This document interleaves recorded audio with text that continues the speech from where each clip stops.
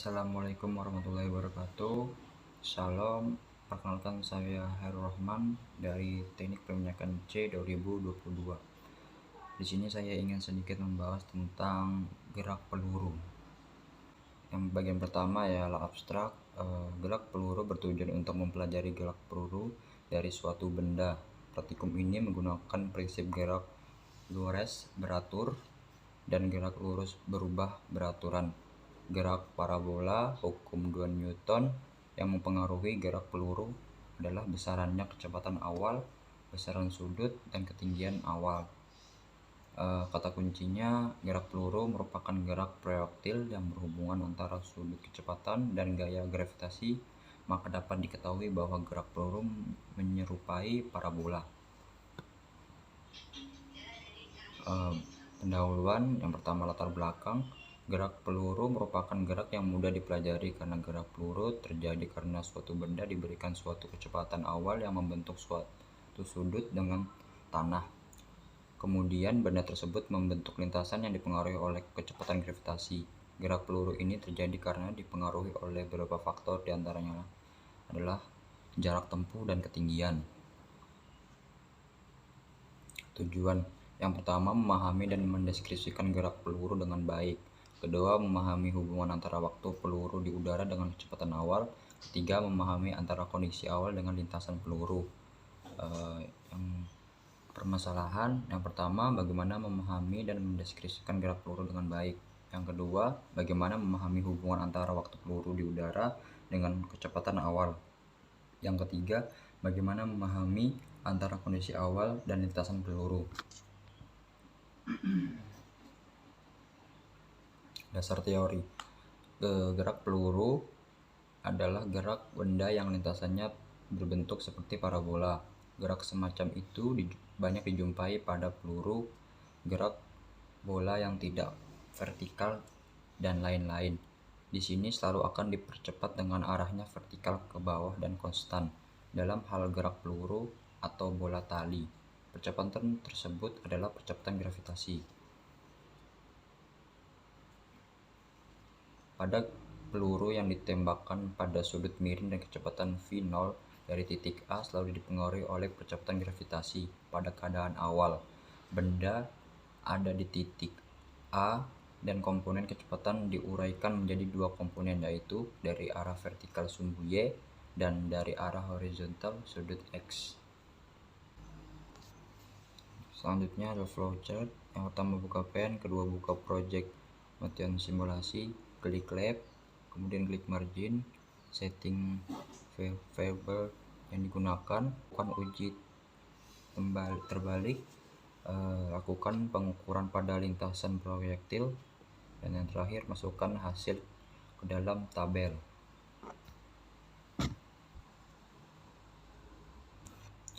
Alat yang digunakan, yang pertama meriam, yang kedua peluru, dan yang ketiga alat ukur.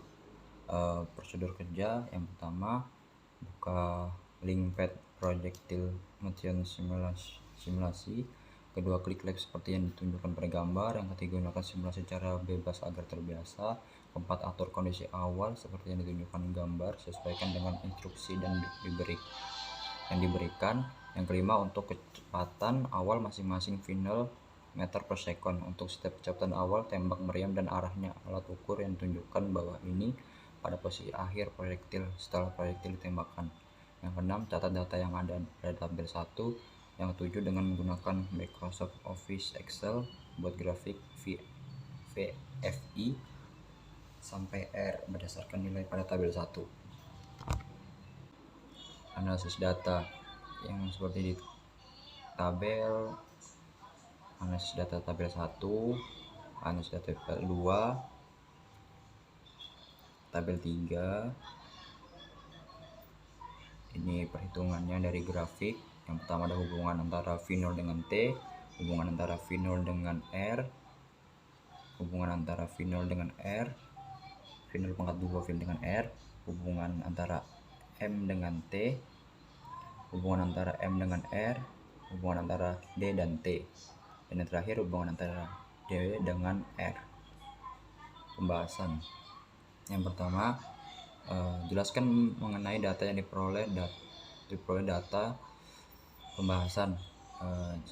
Jelaskan mengenai data yang diperoleh dari simulasi PEN, bahwa kecepatan awal mempengaruhi terhadap waktu peluru di udara, dan jarak yang ditempuh peluru semakin besar kecepatan awal akan semakin bertambah kecepatannya, maka jarak yang ditempuh oleh peluru akan semakin jauh dan semakin lama pula di waktu peluru di udara. Kedua, jelaskan apa yang terjadi pada lama waktu udara ketika kecepatan awal berubah bentuk proyektil yang sama. Mengapa? Lama waktu di udara juga akan berubah menjadi lebih lama walaupun dengan proyektil yang sama. Ini dikarenakan karena kecepatan awal V0 ditambah, maka lintasan proyektil dan yang lebih tinggi, lebih jauh waktunya yang diperlukan untuk semakin lama. Yang ketiga, jelaskan apa yang terjadi pada nilai jangkauan ketika kecepatan awal berubah untuk proyektil yang sama dan mengapa. Nilai jangkauan akan berubah jika kecepatan awal berubah. Jika kecepatan awal bertambah, maka akan semakin jauh pula jarak jangkauannya, sehingga menyebabkan lintasan peluru yang akan semakin jauh. Yang keempat, massa dan ukuran diameter peluru atau proyektil tidak berpengaruh terhadap waktu peluru di udara dan jarak jangkauan peluru di udara berdasarkan analisis data saya. Yang terakhir ada kesimpulan dan saran.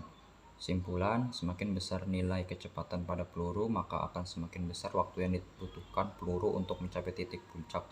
Semakin besar nilai jangkauan peluru dan semakin besar pula nilai ketinggian jangkauan pada pelurunya. Yang kedua, suatu jenis benda tidak dapat mempengaruhi nilai sebuah titik puncak, nilai ketinggian jangkauan bulannya. Yang ketiga, sudut dapat mempengaruhi waktu saat peluru mencapai titik puncak dan jarak jangkauannya. Yang keempat, massa benda tidak mempengaruhi waktu saat peluru mencapai titik puncak dan jarak jangkauan peluru. Yang terakhir ada saran, sebelum dimulai praktikum, baca dan pahami terlebih dahulu materi yang pada modul yang ada diberikan. Yang kedua, penulis mengharapkan kritik dan saran penulis agar kedepannya agar lebih baik. Mungkin cukup sekian yang bisa saya sampaikan, kurang lebihnya saya mohon maaf. Wassalamualaikum warahmatullahi wabarakatuh. Shalom.